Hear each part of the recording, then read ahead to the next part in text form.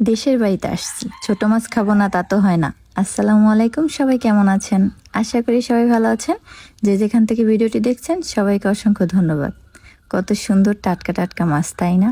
আসলে এরকম মাছ টাটকা রান্না করলে কিন্তু সত্যি অনেক ভালো লাগে। তো তাই ভাবতেছি কিছু মাছ ঢাকায় নিয়ে যাব, এই জন্য আগে থেকে সব রেডি করে ফ্রিজে রাখতেছি, যাওয়ার সময় নিয়ে যাব।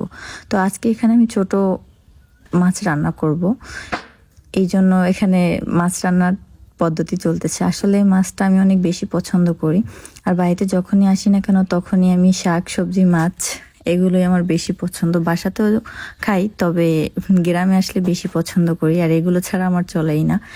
আর গ্রামে কিন্তু সব কিছুই টাটকা টাটকা পাওয়া যায়। ঢাকায় তো আমরা কিনে খাই, সেটা কিন্তু অনেক দিন জমা করে রেখে দেয়, সবটাই মরা থাকে, টাটকা কিন্তু থাকে না। তো গ্রামের সব জিনিসই ভালো লাগে, আর সবার সাথে খেলে কিন্তু এমনিতেই ভালো লাগে। সব মানুষের মধ্যে যদি একটা জিনিস রান্না করা হয়, সবাই একটু একটু করে খেলে কিন্তু স্বাদটা আরও বেশি বেড়ে যায়।